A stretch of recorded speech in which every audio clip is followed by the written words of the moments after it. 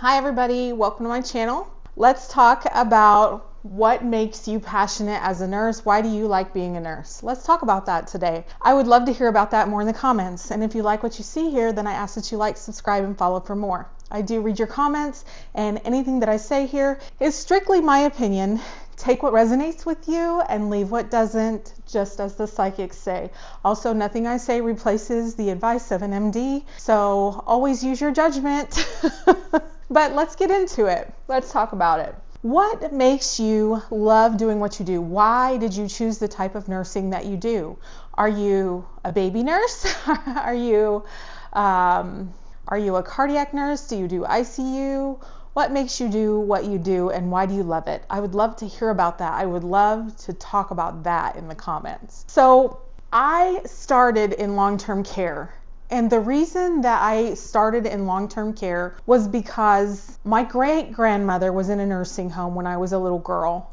And I have a grandmother who was a nurse. I have a lot of family in healthcare, and I have a lot of family who worked in long-term care. So my great-grandma was in a nursing home, and we would go and visit her weekly in the nursing home while she was there, when she was in a nursing home. And so I remember thinking, when I became a nurse, how I wanted to make a difference, how I wanted to do a good job, and how I wanted to take care of people. I wanted to make a difference. I fell into nursing. It was not my original plan for my life, but it turns out I was good at it and I like it. I started as a CNA, as I've shared many times before, and I liked the interaction that I was having, and I wanted to be able to do more. I've always wanted to do more for my patients. So I am no longer in long-term care, but I originated in long-term care and probably would have died in long-term care if COVID didn't happen and give me a desire to try something different. But I love interacting with my patients. Why do I love being a nurse? Why do I love the geriatrics population? Why? I will tell you, I love learning about the histories of people, who they were years before. I love the fact that they are still people in my mind, that they have value. I think our elderly population a lot of times feels like they don't have any more value. I know as I get older too, I begin to realize that I don't look the same as I did when I was younger. I don't feel the same as I did when I was younger. And in the workplace, you begin to lose your marketability as you get older too, especially as a nurse, right? We can't do the same lifting. We can't do the same things that we could do when we were in our 20s, when we get close to 50, for example. Not to say I'm not still a good nurse and not a good worker, but I certainly understand the value of youth. But there is a great value to getting to old age too, right? I don't know if I want to be that old, but I love talking to the people who are.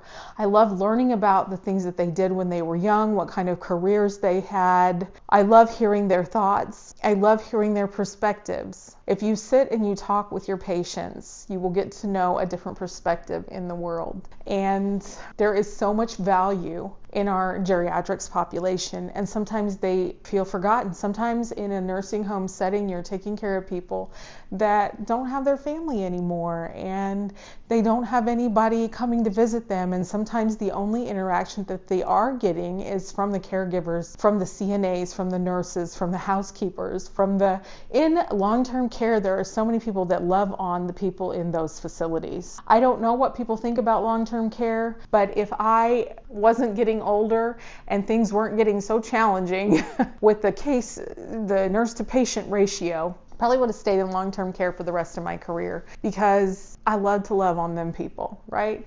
They're like you become attached to them. You begin to feel attached to the people that you take care of. And in a long-term care setting, you develop a routine.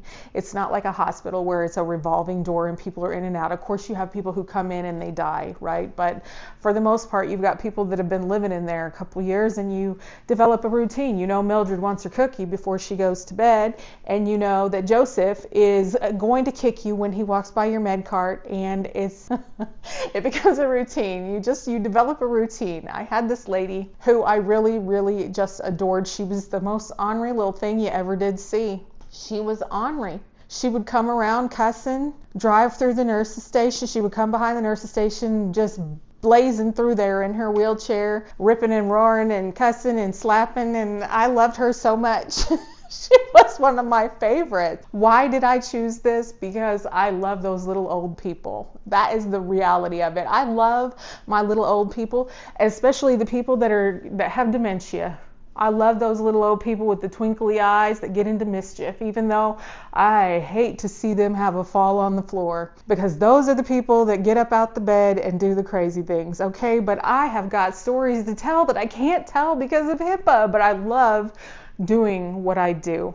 And the reason that I keep doing it is because of that, because of the people that we take care of. And in hospice, I chose hospice because I wanted to be part of that journey. The end of life is such a privilege.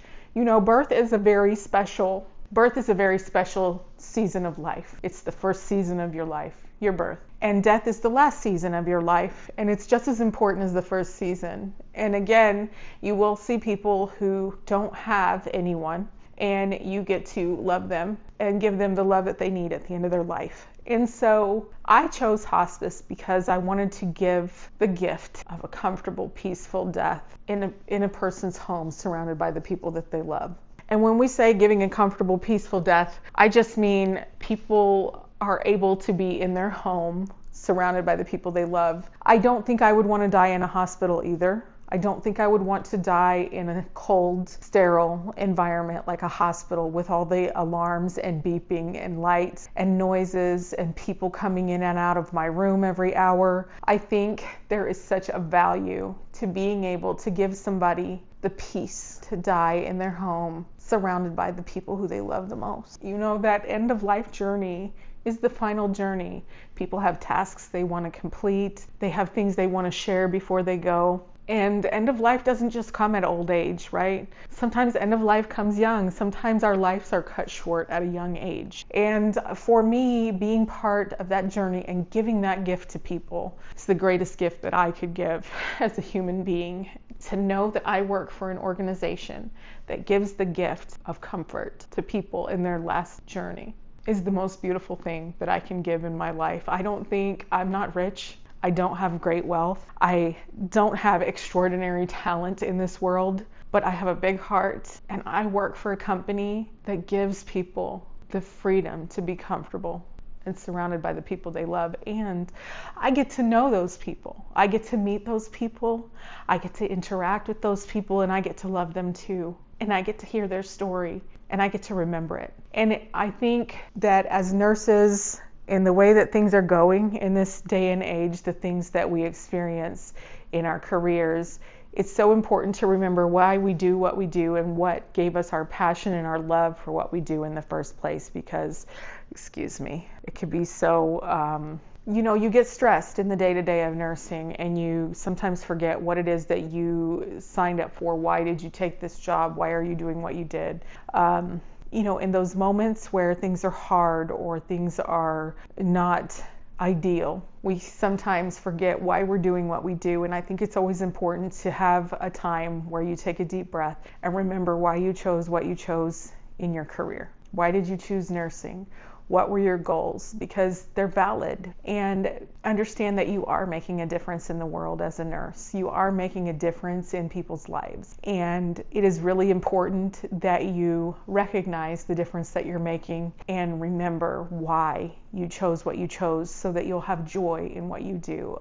A preacher once told us in a sermon that the two most unhappy people are the people not doing what they're called to do and the people doing a job that they weren't called to do. But if you were called to nursing and you love being a nurse, then I ask that you remember what gave you that passion. And tell me about a time that you remembered your passion, and tell me what drives you in your career. I'd love to hear about it in the comments, and I thank you so much for watching. Bye-bye.